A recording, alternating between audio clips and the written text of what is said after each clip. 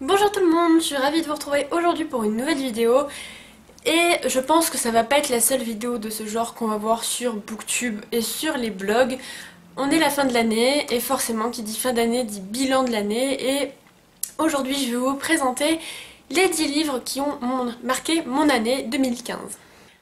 Je vais pas vous présenter que mes coups de cœur parce que je considère que ce ne sont pas que les coups de cœur qui ont marqué et qui ont fait mon année, on va dire, littéraire. Mais du coup, j'ai envie de vous présenter aussi deux livres qui ont été des flops totalement. Voilà, je sais pas comment dire. Ça a été vraiment des déceptions. Et j'avais envie de vous les présenter parce qu'il me semblait important de parler d'eux. Voilà, donc c'est parti. On va commencer par ces deux flops, comme ça au moins on commence par le mauvais et on finit avec le meilleur. Et ça ira bien mieux après.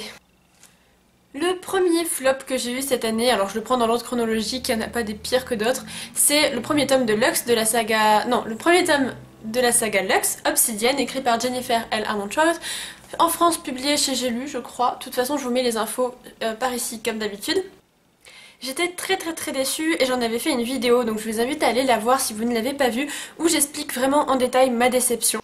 Clairement, le rythme du livre était très bon, l'écriture était fluide et le style était très immersif. En très peu de temps, j'étais arrivée quasiment au premier tiers du livre, donc voilà.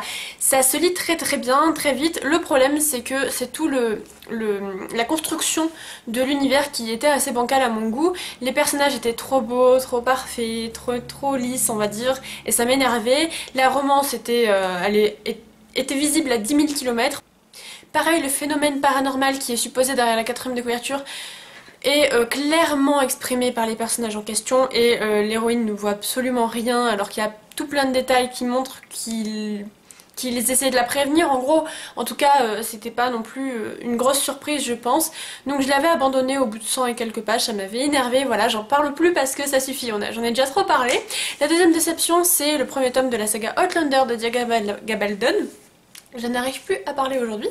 Et bah pareil, j'ai été complètement déçue, l'univers très bon, l'écriture de l'auteur superbe, style immersif, efficace, hyper prenant, mais la romance, qui arrive un peu comme un cheveu sur la soupe, ça m'a énervée de voir que Claire se moque complètement de son mari qui est resté 200 ans après.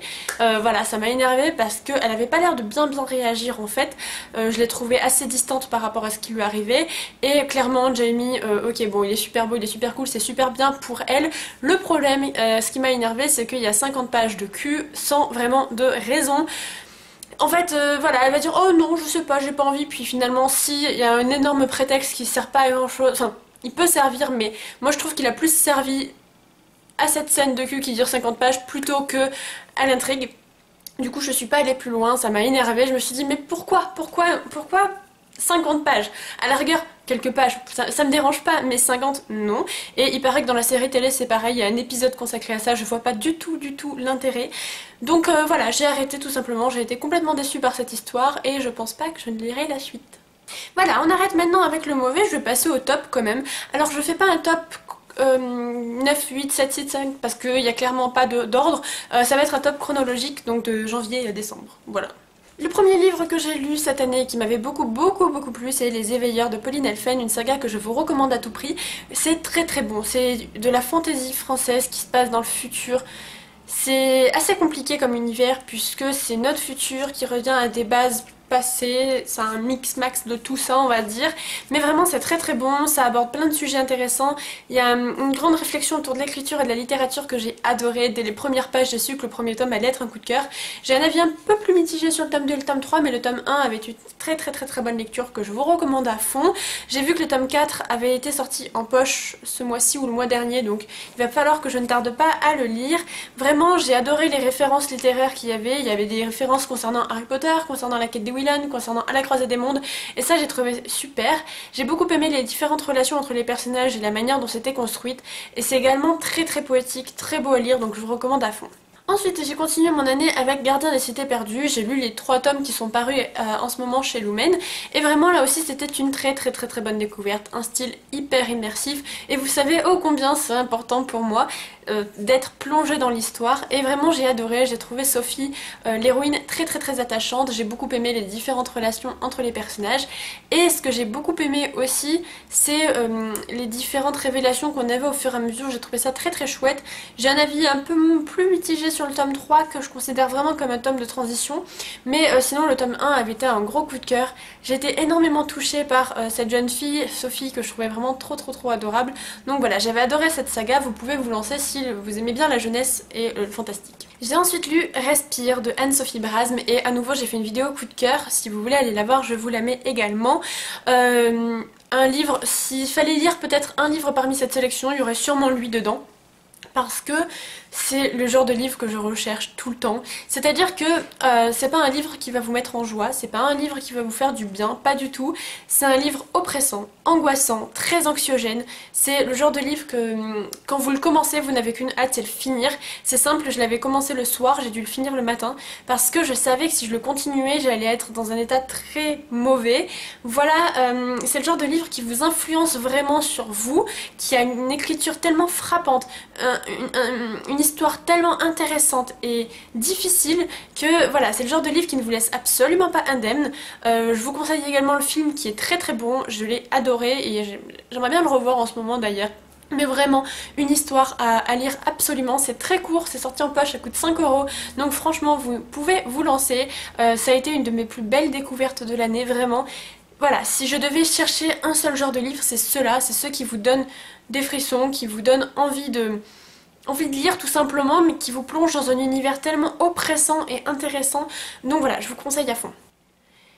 Un autre livre que j'ai lu, il s'agit de Miniaturiste de Jessie Burton, une histoire qui se passe à Amsterdam dans les années 1600 et quelques, et vraiment c'était une très bonne découverte. Alors c'était pas un coup de cœur sur le moment, mais après coup c'était une excellente lecture vraiment, qui dépeignait un Amsterdam du XVIIe siècle absolument intéressant, avec des thématiques auxquelles je ne m'attendais pas du tout.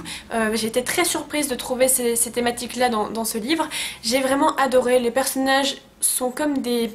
En fait c'est un univers très théâtral. Voilà, ça je trouvais ça formidable parce que c'est pas le genre de livre que j'ai l'habitude de lire. C'est l'histoire d'une jeune femme qui est forcée d'être mariée à un riche commerçant qui va pas vraiment trouver son compte dans ce mariage, mais j'ai trouvé ce livre tellement beau, tellement intéressant et tellement immersif. Quand je repense à ce livre, j'ai réellement des images d'Amsterdam, des images de cette fameuse maison très étrange. Je vous invite à aller voir le résumé qui est un petit peu complexe, je vais pas le résumer ici, mais je vous invite vraiment à aller voir ce livre. Il n'est pas encore sorti en poche et j'espère qu'il ne tardera pas à l'être parce qu'il vaut vraiment le coup.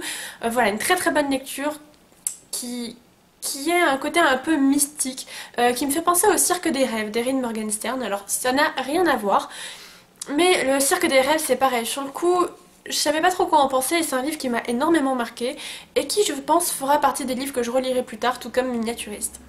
J'ai ensuite lu Wild de Cheryl Strayed et à nouveau une des lectures les plus puissantes que j'ai pu lire. C'est vraiment immersif, c'est vraiment addictif et le pire c'est que c'est une biographie, donc ça a encore plus d'impact quand on se dit mince, elle a vraiment vécu ça. Alors certes c'est elle qui nous raconte l'histoire, elle nous raconte bien ce qu'elle veut, mais il y a une partie de l'auteur forcément et ça bouleverse tellement de se dire elle a fait ça et voilà, c'est tout simplement incroyable. Ça donne des envies de voyage, de liberté, de respiration.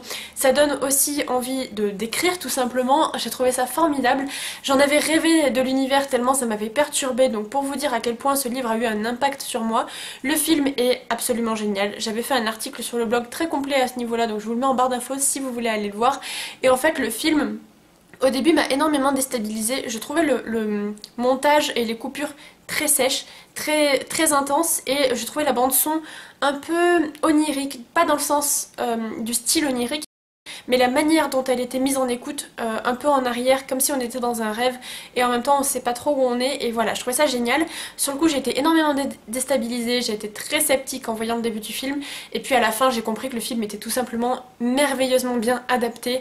Voilà, j'ai trouvé ça tout simplement génial et je pense que je le relirai bientôt parce que ça me manque cet univers, donc vraiment je vous le conseille à fond, une de mes plus belles lectures de 2015.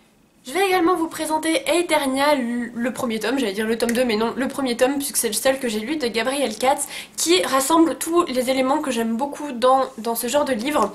C'est-à-dire qu'on a un héros qui est adulte. Et ça fait du bien parce que ça change des thématiques qu'on a l'habitude de rencontrer. On n'aborde pas du tout les mêmes questionnements.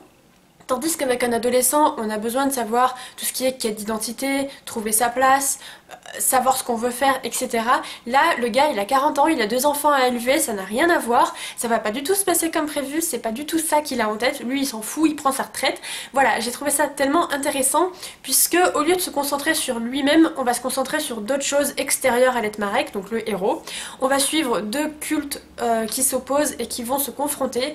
Il n'y a pas de meilleur ou de moins bon culte, c'est tout simplement la manière dont c'est fait qui est vraiment intéressant.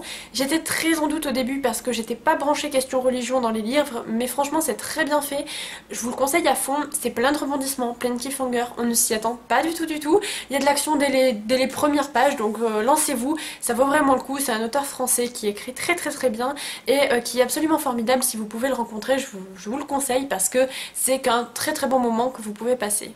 Et on finit par une très bonne découverte de l'année, alors je le présente à la fin, alors j'ai lu le tome 1 au mois de mars, mais j'ai lu le tome 2 il y a un mois je crois, donc c'est la saga de The Book of Ivy de Amy Engel que, vous le savez, j'ai adoré.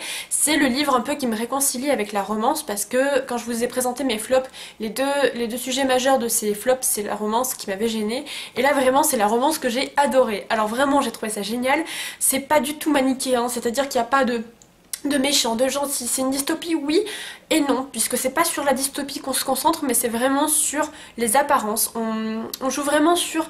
On ne croit pas qui sont les gentils, c'est pas aussi simple que ça, c'est pas les pauvres qui sont les méchants, les gentils pardon, et c'est pas les riches gouvernements qui sont méchants, pas du tout, ça marche pas comme ça, c'est beaucoup plus complexe, beaucoup plus intéressant. Le tome 2 est très bien fait, une ambiance qui m'a beaucoup fait penser à Walking Dead, donc je trouvais ça plutôt sympa, même si ça n'a rien à voir avec Walking Dead, hein, clairement, il n'y a pas de zombies ou quoi que ce soit, mais c'était très bien fait, j'ai beaucoup aimé l'atmosphère. Ivy est une héroïne que j'ai adorée, à laquelle je m'identifie énormément puisqu'elle n'est pas du tout lisse comme fille, elle a beaucoup de faiblesses dans son caractère, c'est pas une héroïne ultra badass et ça j'ai bien aimé parce que clairement j'ai beaucoup de mal à m'identifier aux héroïnes badass. Clairement si je devais, voilà, je ne serais jamais une Katniss, ça c'est clair, moi je mourrais toute seule dans la forêt comme une débile, mais non voilà, c'est ça que j'ai bien aimé avec Ivy, c'est qu'elle a ses faiblesses, elle a ses forces et j'ai trouvé ça très intéressant. J'ai adoré Bishop qui lui aussi n'est pas non plus ultra blanc, ultra noir. Certes c'est un garçon qui a des grandes qualités mais qui aussi au bout d'un moment peut perdre patience et j'ai trouvé ça absolument génial. L'auteur à plusieurs reprises aurait pu tomber dans de nombreux pièges du young adulte, les pièges que le young adulte aurait pu lui tendre et elle n'est pas tombée dedans. Et voilà, je la remercie pour ça parce que ça change des livres que l'on peut voir. C'est une très grande qualité de livre donc je vous le conseille à fond.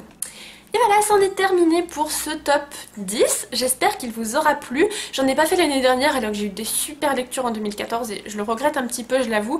Du coup j'espère que celui-ci vous aura plu, vous aura donné un petit aperçu de mes lectures. Alors bizarrement c'est pas toutes des lectures que j'avais qualifiées de coup de cœur sur le moment, mais pour moi les coups de cœur ce sont pas les meilleures lectures. D'ailleurs il y a un article qui est en préparation sur le blog, les coups de cœur ne sont pas les meilleurs pour moi. Les coups de cœur ce sont les livres qui me font réagir sur le moment, qui me font éprouver beaucoup de choses sur le moment. Les livres qui me marquent, c'est ceux qui me font ressentir des choses, pas forcément énormément, mais qui, à la fin de l'année, je me dis quel livre j'ai aimé et c'est eux qui me viennent en tête, c'est eux qui m'ont transporté dans des univers complètement différents et intéressants. Ce sont eux pour moi les meilleurs livres, ce sont ceux qui, des années après, vous marquent encore, vous disent ah tiens, je me souviens, j'avais adoré ce livre, alors qu'il y a des coups de cœur qui pour moi datent de 2 ans et dont j'ai complètement oublié l'univers.